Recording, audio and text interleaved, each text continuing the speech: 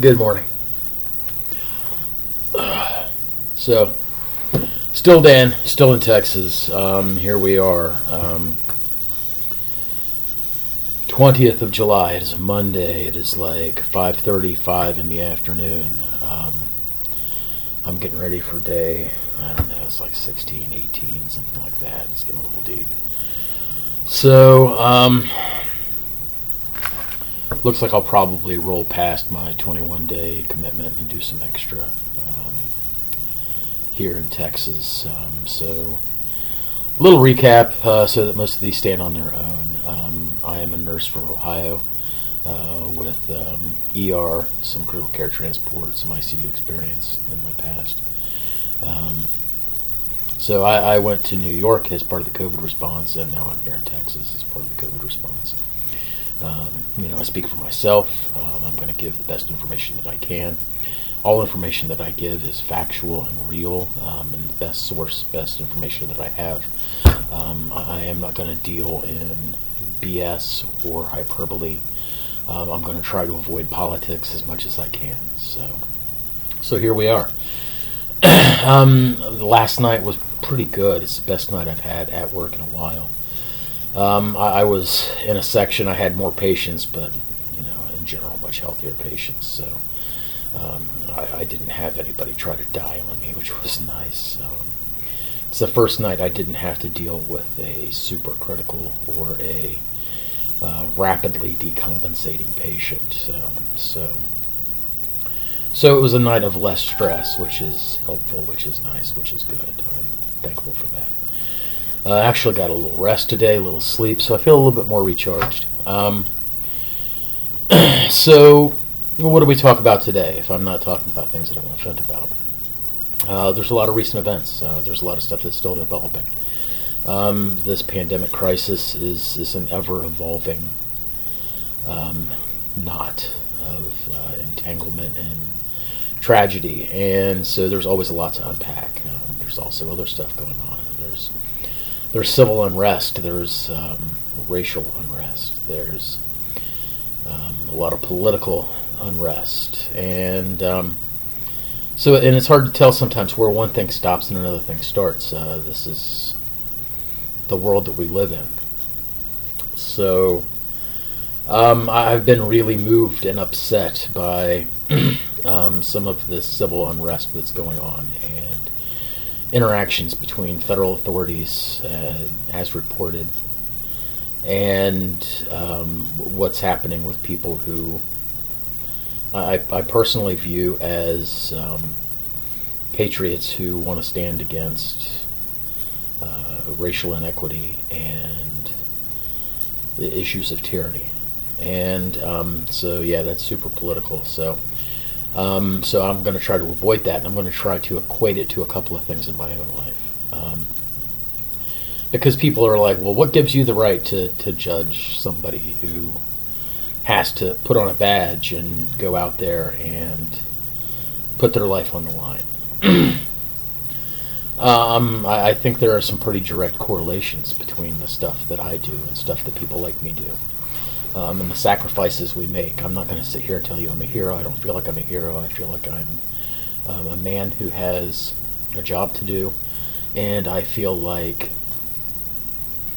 I have a moral obligation to do my job as best I can, because I'm literally dealing with people's lives. I am literally dealing with people on some of the worst days of their lives, in some of the most traumatic situations that they could ever possibly be involved in. I've jokingly in the past said that my job is to wrestle drunks and make babies cry. And other times I've said that my job is to give people the ability to regret their really shitty life choices. Both of those are kind of correct, because sometimes I do have to actually lay hands on drunks, and sometimes I have to make babies cry, and sometimes I do give people the ability to regret some of the stupid things they do. And that's an honor to be able to do those things, because my job is to, and my responsibility is to lay hands on people in a way to protect them. It's not about power. It's not about me saying, do what I say. It's about the responsibility to provide care for people when they are not capable of providing care to themselves. So when I see people acting in a way that sure seems like it's about their ability to demand personal respect, not about public safety, not about the greater good, but about do what I say or I will make you pay for that. It's out there. It happens a lot. It happens all the time. And and it pisses me off. It makes the little caveman in the back of my head really super loud. So I can't talk a lot about some of the things that happened to me. And I've talked about why that is and what that means. And I'm not a spokesman for the hospital. I'm not a representative of the company that I'm working with. So my job is to go in there, punch the clock, chop wood, do the best job I can for those people. Doesn't matter what job they ask me to do, I'm going to do it to the best I can. So I guess I will relate a couple of stories. Friends who are working other places, other states, other hospitals, and some of the things that they're going through. I had a friend who, was almost possibly could have been killed the other night at work. They had a person who was a gunshot victim, and they went to go help this person who was outside of their facility, and when they went to go get them, this person was armed, and so they had a firearm. They went to take this firearm. This person offered the firearm to that person, the professional, and a third party apparently jumped in, kind of pushed through, and tried to grab that firearm. To what ends? That nurse had to make a choice as to what were they going to do. Were they going to let this person take that firearm and then do what with it? Luckily, that nurse was able to secure that firearm and clear it and keep it safe and give it to security or police who were showing up, right then and there. But how differently could that have gone for them? They didn't take that firearm and start shooting people. Their focus was their focus was to provide care, and so I'm proud of them for what they did there. They deserve kudos for trying to do that the right way. There was another issue where a young person, we're seeing a lot of problems with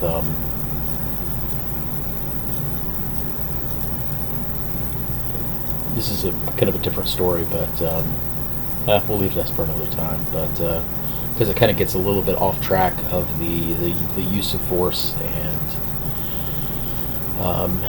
and that sort of thing. But there was another issue where a different nurse was telling me about a person that they had who was kind of a known troublemaker, and they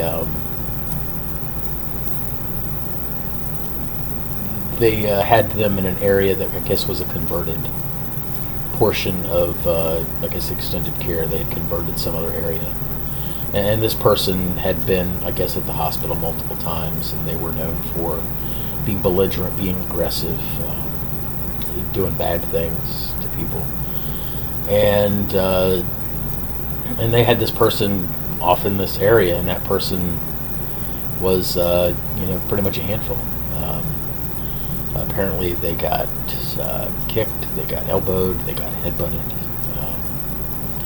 and somehow that person, even though they had every opportunity to harm that person,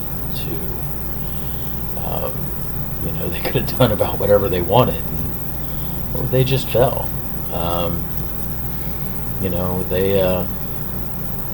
They didn't do that. They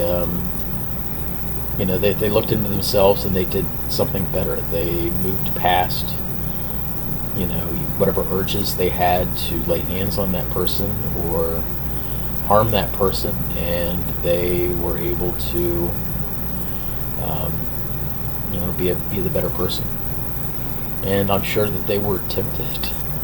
It could have been very easy to just, with all of the frustration and anger and accumulated trauma of trying to deal with all of this stuff that's happening, to all of us in healthcare, and the burdens that we have, to just want to just whip the crap out of some asshole who doesn't care about you and they'd rather hurt you. And so it would be pretty easy to just act on those worse impulses.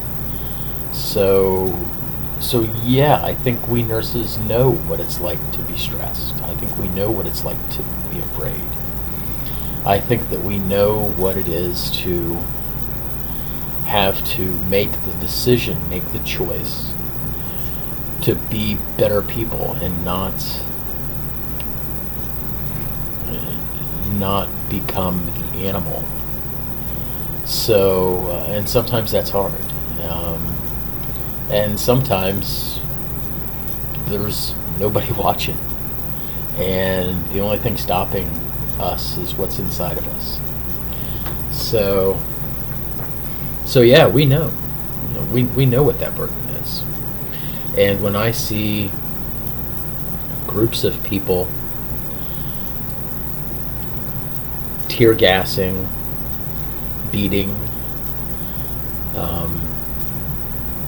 people who are standing there, motionless, hands in the air, that's, if you're able to tell yourself that that is an appropriate way to gain compliance and to act, that's we're not on the same page. So I stand against that. I think we need to do better than that. So where do we go next with that? I don't know. I know that it may come to the point where I have to make a decision about, do I stand out there in the street with my hands up and stand against this stuff? And I will.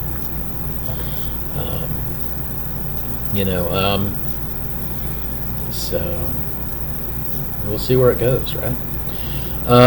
But it's about time for me to wrap this up and go and do the whole crisis response, COVID, medical, ER, ICU, save lives, stamp out disease, ease pain and suffering things. Love each other, talk to each other, pay attention to what's going on. Have difficult conversations with people you don't agree with. Try to be civil about it. Try to find ways to share your views and what you see. Find common ground. Find the things that you agree on, and build from there. So, wow, one of these things is going to be under 15 minutes. Isn't that a treat? So, I'm done for now. Love you guys. Take care. Be well. I guess we'll see you when we see you. Bye.